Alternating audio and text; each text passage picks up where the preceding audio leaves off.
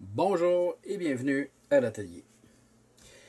Ça fait longtemps que certains internautes me parlent de comment faire pour être capable de capturer l'image à l'écran d'un téléviseur. Veuillez noter ici que les explications que je vais vous donner, c'est purement là, à titre indicatif et avant d'acheter, d'utiliser ce type d'appareil-là, vous devez vérifier les législations en vigueur là où vous demeurez, soit dans votre pays, province, canton, peu importe. Il faut vraiment, avant de l'utiliser, de vérifier les législations en vigueur pour éviter de vous retrouver avec un problème là, de droit d'auteur. Alors, ce que je vais vous montrer, c'est... donc, on va le mettre comme ça ici. Je ne sais pas si on peut bien le voir. Regardez. On a des reflets de lumière. On va essayer de placer ça comme il faut.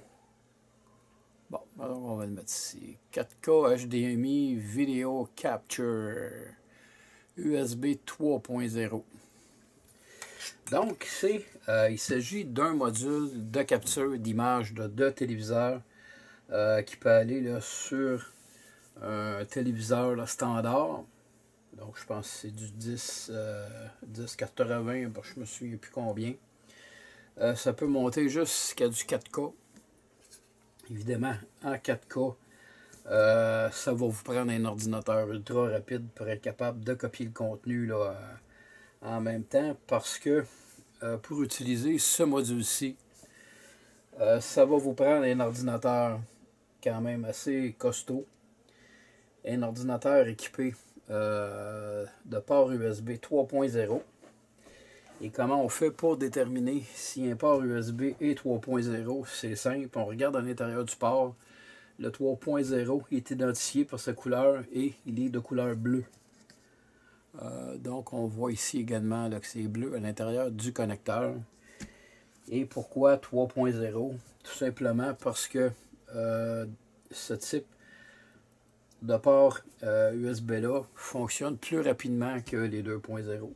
Donc, pour être capable d'enregistrer au fur et à mesure ce qui est capturé tant au niveau là, du son et de l'image, ça prend une connexion là, qui est assez rapide.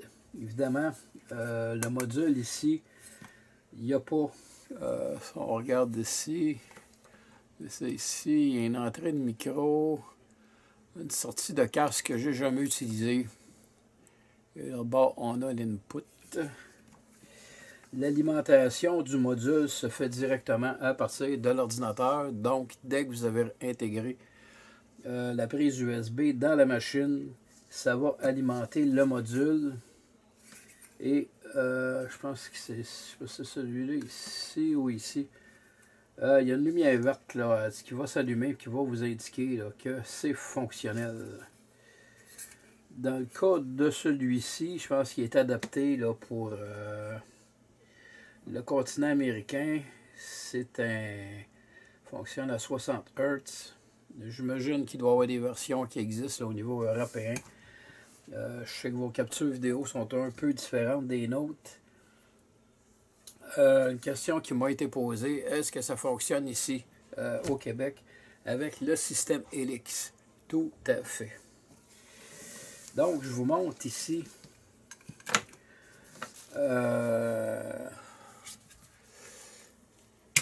diffuseur Helix. Évidemment, ce diffuseur-là fonctionne par Wi-Fi à partir de la borne centrale. Donc, la borne centrale envoie son signal au module qui est ici. Et on retrouve... Bon, la prise est différente, là, mais c'est juste à titre d'exemple. Donc, le fil, normalement, qui part d'ici, c'est un fil HDMI qui s'en va dans le téléviseur. donc qui diffuse l'image à partir du module qui est ici. Alors, comment on va brancher notre module? C'est archi simple. Bon, donc on a l'input ici. Alors, ce qu'on va faire, c'est qu'on va débrancher le fil qui est ici, qui est la sortie, en fait, de notre module pour l'intégrer ici dans l'output.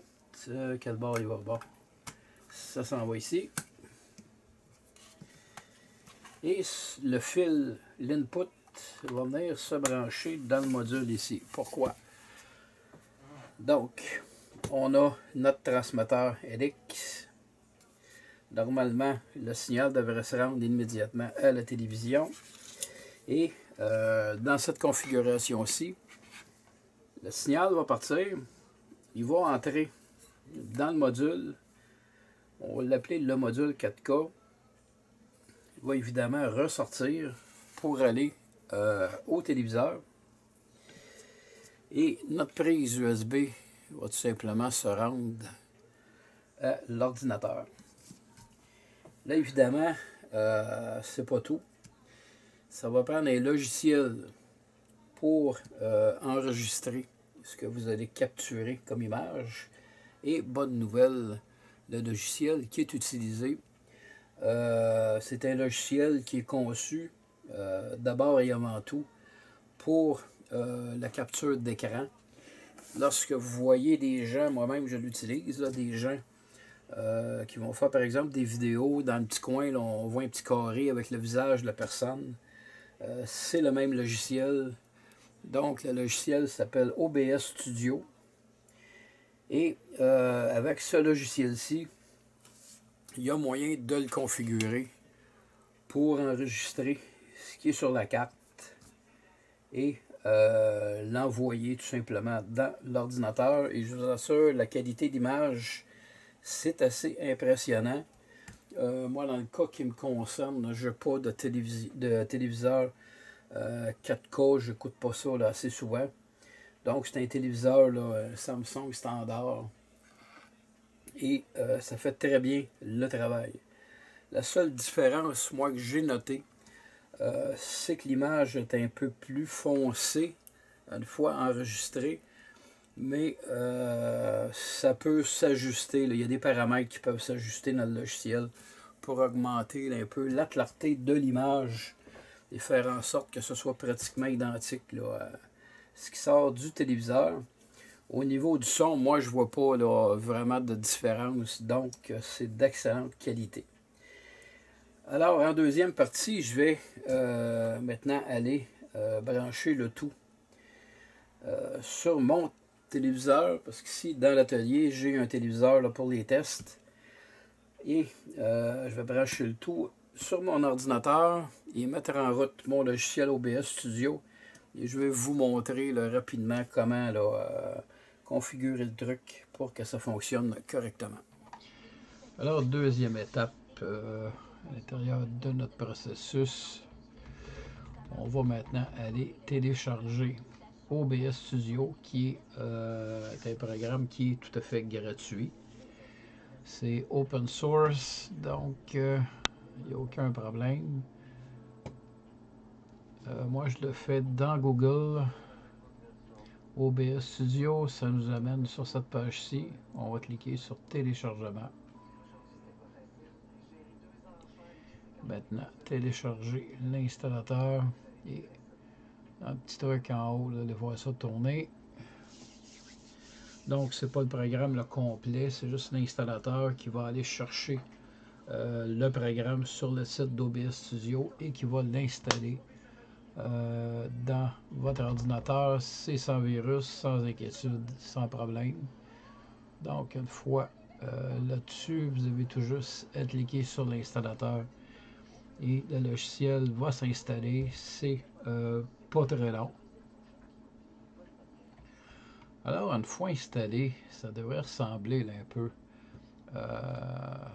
Transition, normalement, les deux écrans devraient être identiques. D'une version à l'autre, des fois, il y a des petites différences. Bref, ça devrait ressembler à ceci. Et vous devez tout d'abord créer ce qu'on appelle une scène. Donc, une scène, on peut appeler ça une présentation si vous voulez. Ça pourrait être présentation 1, présentation 2, 3, etc. Donc, on nomme ici la première scène et on vient par la suite au niveau de la source. Et au niveau de la source, avec le plus, on peut là, choisir différentes options, à savoir ce qu'on veut enregistrer là, dans l'écran. Dans ce cas-ci, vous me voyez peut-être ici en bas, là, et vous envoyez à la main. Donc, j'ai une périphérique de capture vidéo qui est ma webcam, en fait. Et la capture d'écran, c'est vraiment, si je me promène ici, c'est vraiment ce qui se trouve à mon écran et ajouter la caméra qui est en bas ici, dans le coin. Alors, pour ce qui nous concerne, ce que l'on veut en fait obtenir, je vais cliquer rapidement dessus parce que pour les droits d'auteur, je ne peux pas rester trop longtemps. Donc, on a une capture ici. On va changer ça. Donc, c'était vraiment là, en direct à la télévision. Présentement, vous m'entendez parce que je suis sur le micro de ma webcam. Mais pour enregistrer le contenu de télévision, je vais devoir aller dans Paramètres, aller dans l'audio. Vous voyez ici, je suis sur le microphone de ma webcam et au moment de vouloir enregistrer le contenu là, de la télévision, je vais tout simplement sélectionner ici interface audio numérique USB 3 digital audio. À partir du moment où je vais sélectionner cette source-là, évidemment, je ne pourrais pas parler en direct, ça va enregistrer le son du téléviseur. Lorsque je vais partir de l'enregistrement, ça va être l'image et le son. Ce que j'ai rajouté, on va retourner dans les paramètres 2 secondes. Raccourci clavier, bien important. Donc, pour démarrer l'enregistrement, j'ai choisi, les clés CTRL et F1 en même temps. Pour arrêter l'enregistrement, CTRL plus F2, ça va arrêter l'enregistrement. Ce qu'il faut se rappeler, c'est qu'au moment où, par exemple, une émission va être enregistrée, vous allez également enregistrer les annonces qui peuvent par la suite être retirées. Si vous avez un logiciel d'édition vidéo, vous pouvez charger évidemment l'émission dans votre logiciel et faire tout simplement des coupures là où il y a des annonces et ensuite recompiler la vidéo. Alors je vais vous montrer maintenant en finale ce que ça va donner et je vais vous revenir là, par la suite. Les épicuriens et puis le monde qui aime rien. On nourrit les petits moments, les grands-mamans, le monde d'ici et le monde de partout dans le monde. Avec des produits qu'on aime chez nous comme à l'international, on peut vraiment dire que chez Olimel, on nourrit le monde. Tout le monde.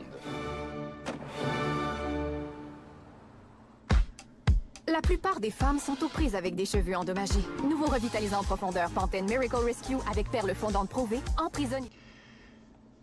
Donc, vous avez ici le nom exact de l'appareil. Le prix est un petit peu plus bas en ce moment, donc il est à 35,99 au niveau du Canada. Évidemment, en Europe, le prix peut changer. Là, vous avez toutes les informations, là, différentes descriptions là, ici. Alors, je vous laisse là, le temps de prendre le nom en note.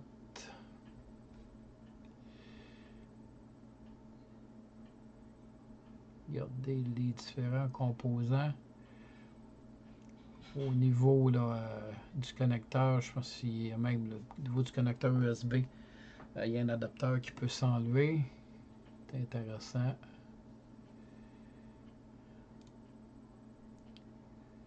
Donc ça vous montre ici, là, même on peut capturer là, des jeux.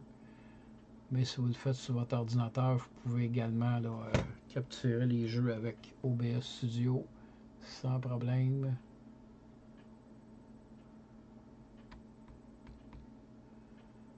On voit ici la différence là, de vitesse entre un port USB 2 et un port USB 3. C'est beaucoup plus rapide.